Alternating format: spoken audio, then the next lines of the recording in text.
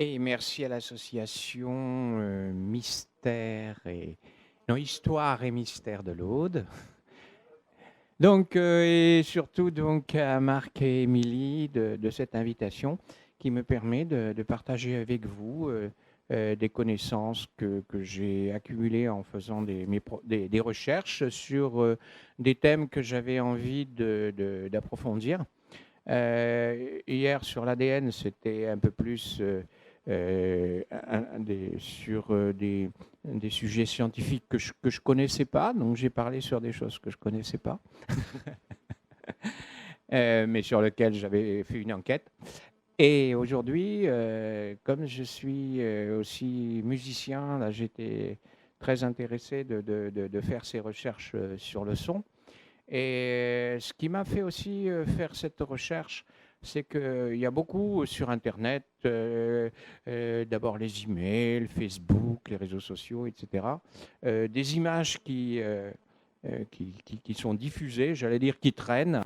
Je veux dire par là, traînent, c'est-à-dire qu'elles nous fascinent par leur beauté, mais en même temps, c'est très rare. Moi, je me dis, mais d'accord, mais comment on les a obtenus?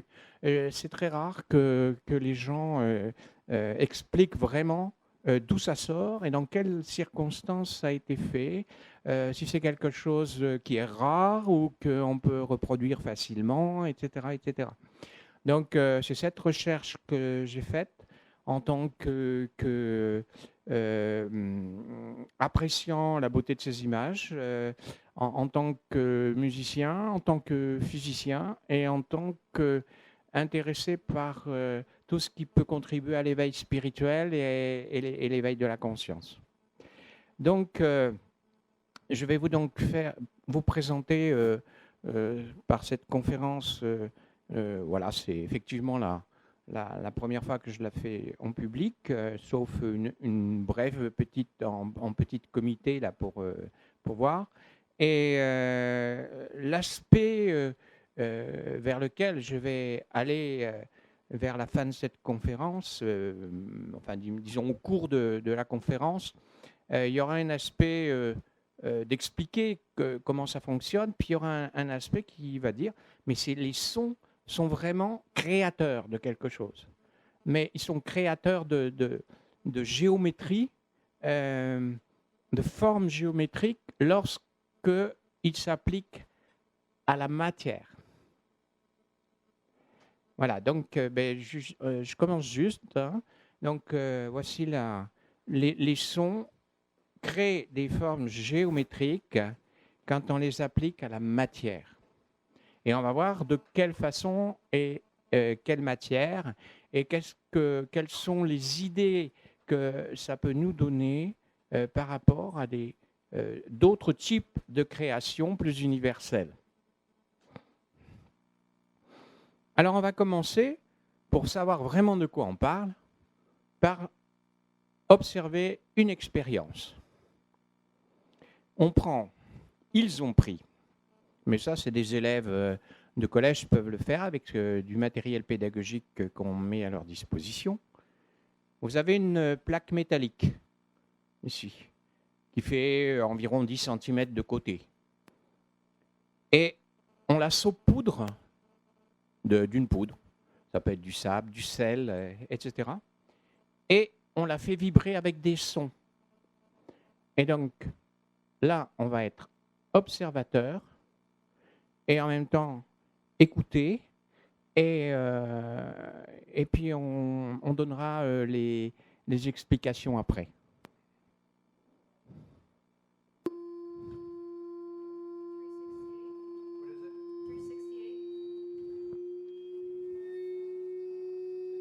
Donc voilà, on a mis du sel dessus. Et ce sel s'est rassemblé. Voilà, on met du sel. Et ce sel se rassemble donc dans ces lignes, puis il est un peu dispersé. Donc, je ne sais pas si au fond vous voyez bien. Donc, vous voyez, le sel, il saute un petit peu partout et il va se rassembler dans ces lignes. Et l'expérience là en cours, c'est qu'ils font monter la fréquence du son.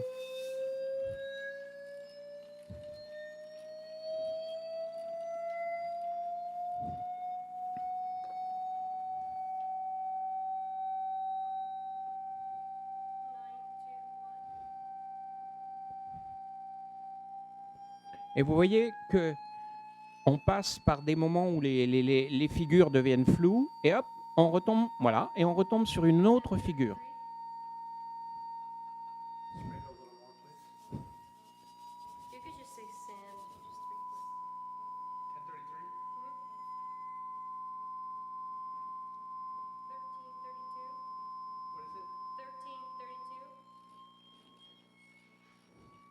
Les personnes qu'on entend parler, en fait, elles sont en train d'énoncer la valeur de la fréquence de vibration du son.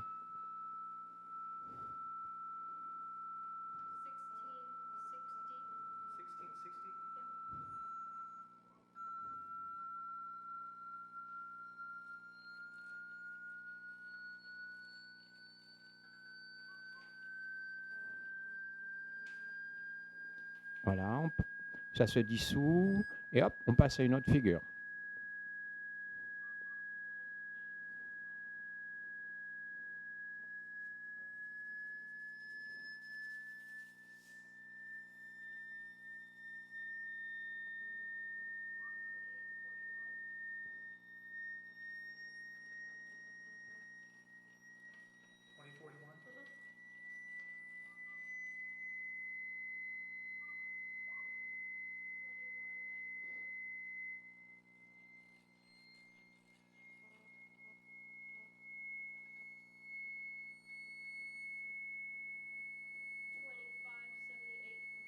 Et plus le son est aigu, plus les lignes blanches, c'est-à-dire là où se rassemble le sel, sont proches les unes des autres.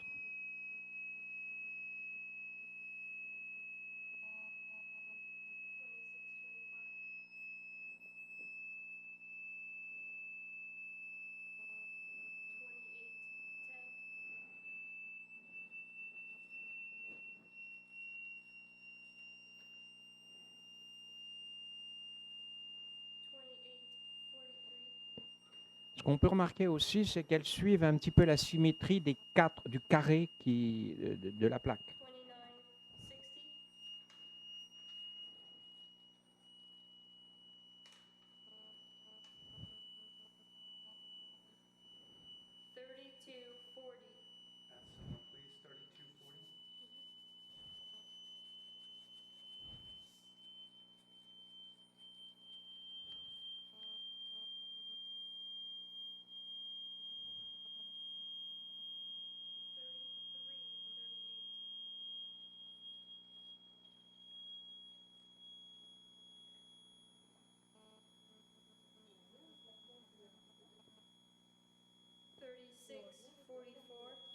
Et oui, vous voyez, entre autres, ce n'est pas le seul facteur, c'est en lien avec la fréquence, mais aussi il y a une influence de la forme de la plaque.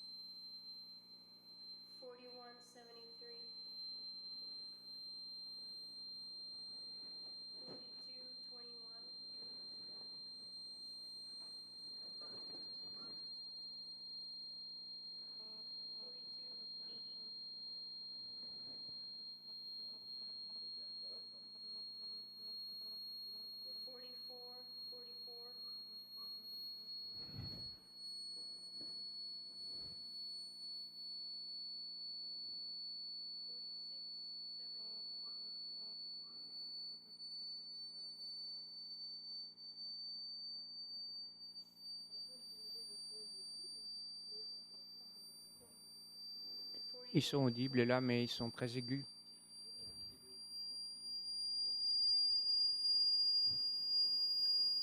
C'est pour ça que je l'ai un peu baissé. Oui, du moment que ça fait vibrer la plaque. Il suffit que ça soit audible par la plaque, même si c'est pas audible par notre oreille.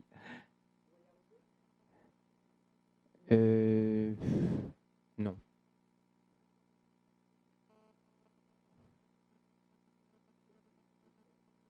Voilà, là c'est fini.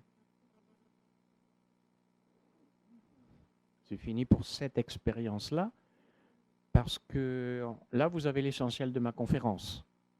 Donc, de façon synthétique.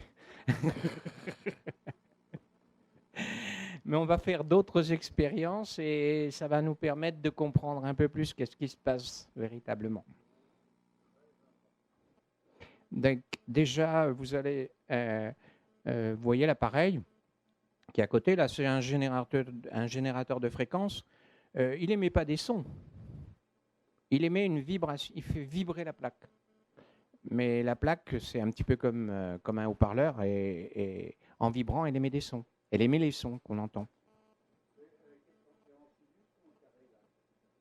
C'est j'en sais rien. C'est probablement sinusoïdaux, mais bon, on va faire des expériences avec des tas de sons différents, beaucoup plus complexes. Ça s'appelle les plaques de Chladni, Ernst Chladni, qui est un physicien allemand qui a vécu entre 1756 et 1827 et qui, lui, a fait ses expériences. Mais il ne faisait pas des expériences avec des générateurs de fréquences électriques qui n'existaient pas, mais avec un archet de violon. Donc, il faisait vibrer la plaque en l'excitant par l'archet de violon. Alors, je répète pour les personnes qui étaient déjà là hier, mais je le dis pour les personnes nouvelles. Mes conférences, elles s'appuient sur des articles que j'ai déjà publiés sur mon site internet. Donc, vous pourrez aussi retrouver ces informations-là sur mon site internet. Alors, voici une expérience avec un archet. On va surtout voir comment la plaque peut vibrer de façon désordonnée à certains moments et s'ordonner à d'autres moments. Donc, quand elle est désordonnée, on voit toute la poudre qui saute. Alors, je ne sais pas si vous avez remarqué, mais j'ai un peu des difficultés d'oreille, alors. Qui parle et... Oui? On a mis plein de choses, et en particulier du sable, oui. Donc, bon, là, c'est en boucle, donc vous allez la revoir. Donc, hop, on excite, c'est sûrement du sable aussi, là. Il y a eu du sable, il y a eu de la poudre de lycopodium, il y a eu du sel, il y a eu de la semoule, etc. Voilà. Et donc, vous voyez, la plaque est hexagonale et ça ne fait pas la même figure.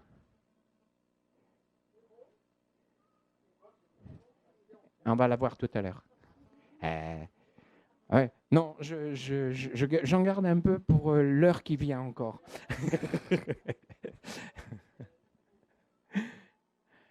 Alors, ce que je peux dire, c'est qu'il n'y a pas que Ernst Chladni qui a étudié ça. Après, il y en a d'autres qui ont été très intéressés par ces expériences. Une Anglaise, Mary Waller, qui est décédée en 1959 et qui a refait ses expériences aussi en laboratoire de physique. C'était une physicienne ou mathématicienne, je ne sais plus. Mais il y a aussi, plus près de nous, un médecin suisse, Hans Jenny, qui a vécu entre 1904 et 1972, qui a refait ce type d'expérience, mais en utilisant aussi, non pas simplement du sable, mais des pâtes et des liquides. On va voir un petit peu plus ce que ça donne, mais il y a encore d'autres personnes qui l'ont fait. Et alors, ce qui est intéressant, c'est que Hans Jenny, il a fait un livre qui s'appelle Cymatics, où il décrit toutes ses expériences.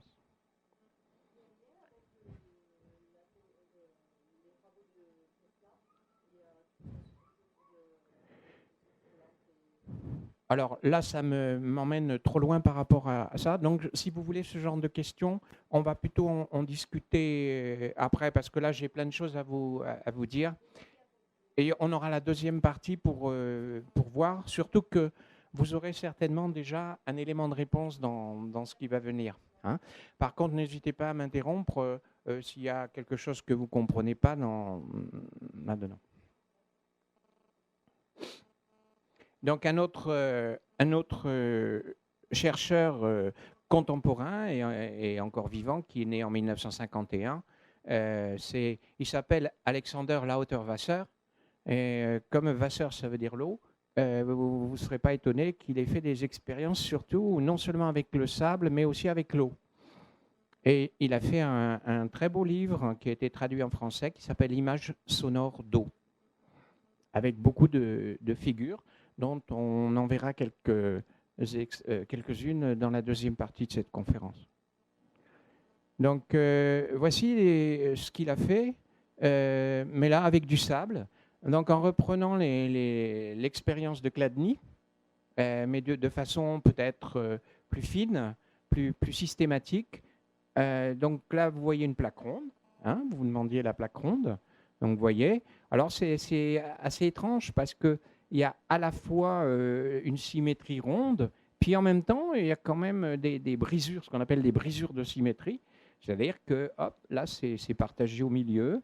On verra d'autres exemples sur des membranes et ça nous donnera un éclairage là-dessus.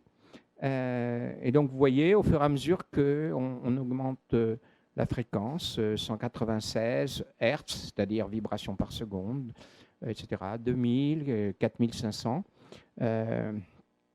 et que ça continue, 5000 jusqu'à 16 000, c'est à peu près la limite d'audition. Hein, mais voilà à quoi on arrive dans son expérience, lui, à 16 400. Mais évidemment, on pourrait continuer, même si c'était inaudible. Hein. Mais ça, ce qu'il y a, c'est que les lignes seraient de plus en plus proches. Peut-être aussi que la taille des grains de sable limite la finesse.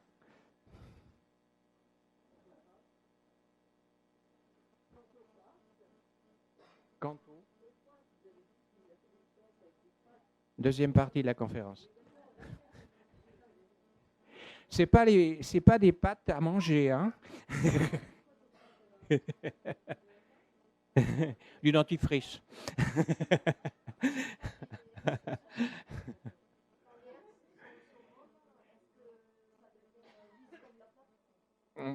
Ça devient.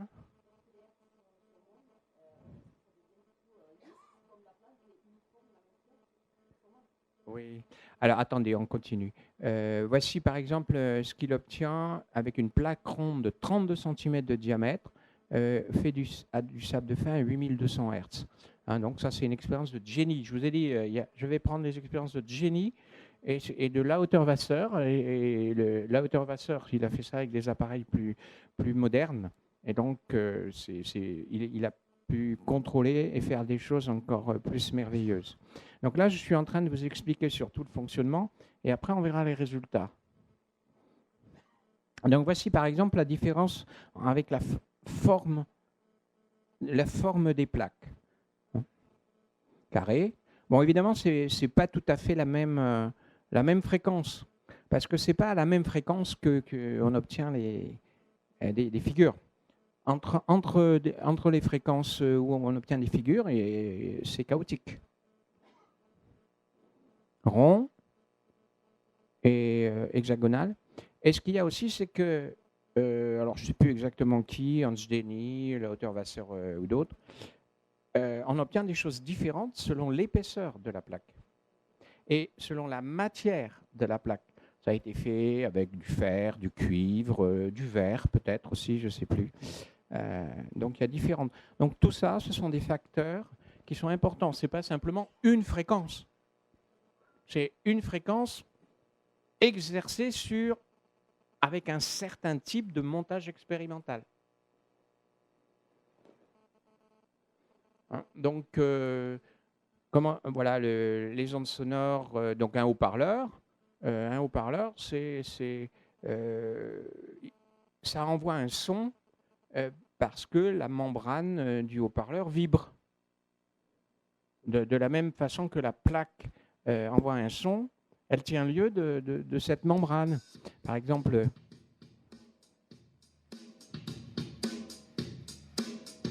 donc si vous voyez la membrane qui bouge en même temps que le son, c'est pas le son qui fait bouger la membrane, c'est la membrane qui provoque le son.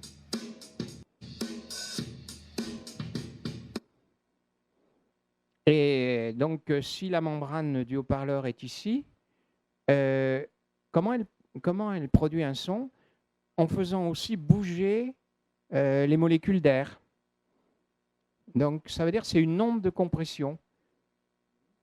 Regardez pas trop en dessous parce que finalement, ça induit en erreur, mais plutôt celle-là.